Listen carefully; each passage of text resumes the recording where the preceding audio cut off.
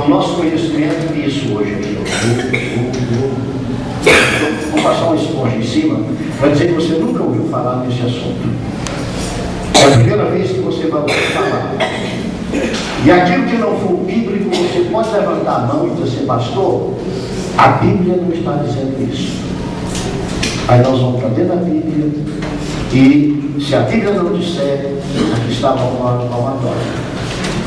Mas se a Bíblia disser, pastor João, nós vamos seguir a Bíblia. Essa igreja tem um lema, compromisso com Cristo e sua palavra.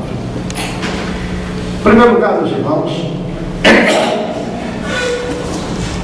eu posso fazer uma pergunta para mim mesmo e para todos nós. O que são os dons espirituais?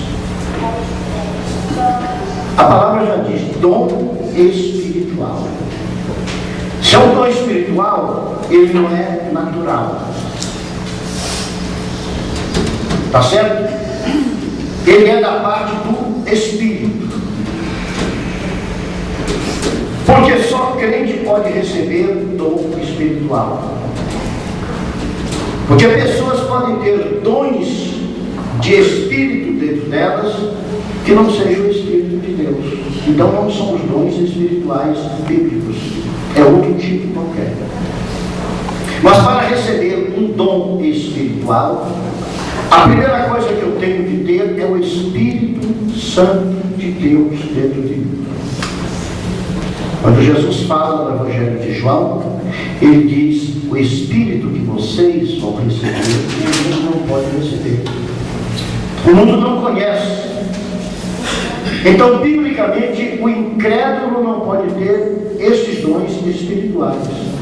Ele pode ter outro tipo de dom. Ele pode dizer, quem for usado por que quer que seja, mas para ser usado pelo Espírito Santo de Deus, conforme nos traz os dons espirituais, há necessidade de o quê? De a pessoa ser templo e habitação do Espírito Santo de Deus.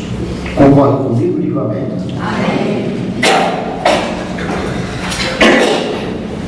Quando eu penso em dom espiritual, eu tenho que pensar, para quê? Por quê? Por que camisa? Para eu vestir. Se está fazendo frio, eu coloco uma roupa mais grossa. Se está fazendo calor, eu coloco uma roupa mais fresca.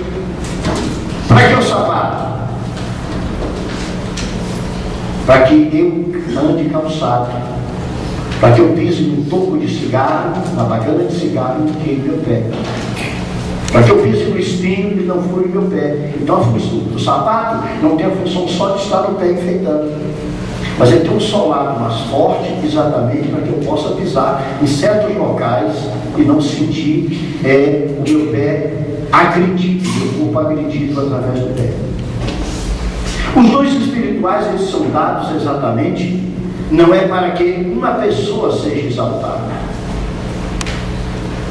Mas os dons espirituais, segundo está escrito na carta aqui de Coríntios, capítulo 12, não é? 1 Coríntios capítulo 12, os dons espirituais são dados com uma utilidade. Então os dons espirituais têm finalidade e utilidade. A finalidade é a igreja do Senhor. A utilidade é a necessidade que existe na igreja. Correto? Agora vejamos o seguinte. Hoje nós vamos falar acerca de um assunto que traz uma confusão muito grande em todo o meio pentecostal. O assunto é línguas. Línguas. E aqui você vai ouvir algumas coisas que você nunca ouviu até hoje. Peço que ninguém se escandalize, mas examine na Bíblia se é verdade. Porque a palavra de Deus nos chama a responsabilidade a partir do momento que nós temos conhecimento. A Bíblia diz o seguinte: Deus não leva em conta os tempos da ignorância. ignorância. Então isso significa que existe na nossa vida, mesmo na nossa vida espiritual, os tempos da ignorância. Isto é, os tempos que nós não temos conhecimento de alguma coisa espiritual, conforme a Bíblia relata.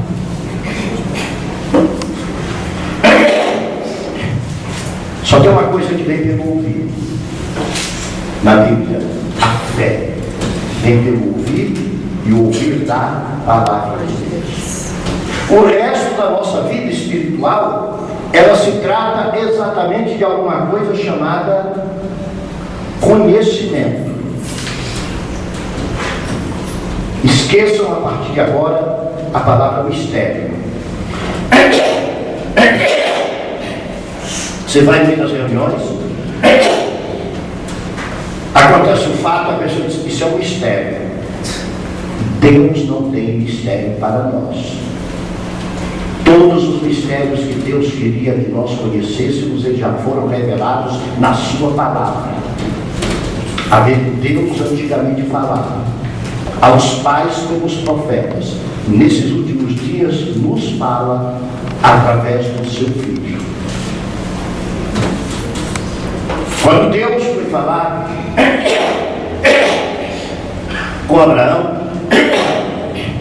ele perguntou àqueles anjos que estavam junto com ele: ocultarei alguma coisa ao meu servo Abraão?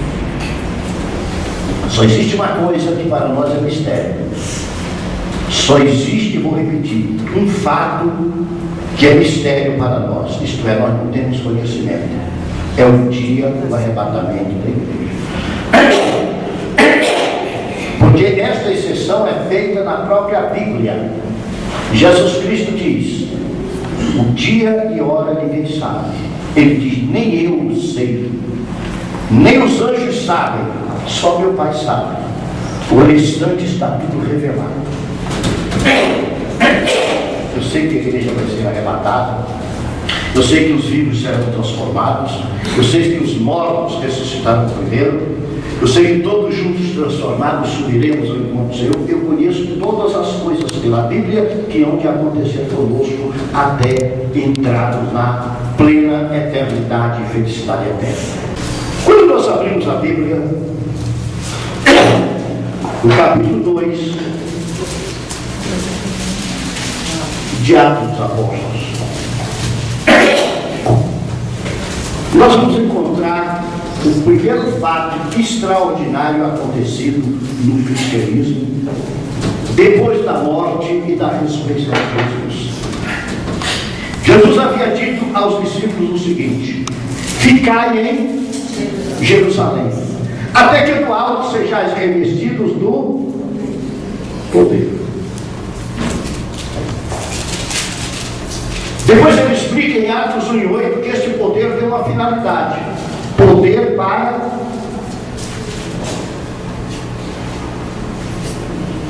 testemunhar. Tudo bem. Eu vou aqui aprendendo a primeira grande finalidade do Espírito Santo sobre a minha vida, sobre a vossa vida. Porque muitas pessoas pregam que nós temos que ter o Espírito Santo para sermos pessoas espetaculares. A primeira grande finalidade do Espírito Santo, nós vamos estudar, nós já estamos dando uma entrada, como combinamos aqui com o pastor Gideon Júnior. A primeira grande finalidade do Espírito Santo é tornar conhecido a Cristo. 1:8. Sereis minhas testemunhas ao descer sobre vós o Espírito Santo. E vocês vão testemunhar acerca de mim em todo lugar. Então, a primeira grande finalidade da manifestação descida do Espírito no Pentecoste foi tornar as pessoas testemunhas de Cristo. Então, essa é a primeira finalidade do Espírito Santo na nossa vida. Mas vamos analisar, em primeiro lugar, o que houve no dia de Pentecoste que traz muita confusão.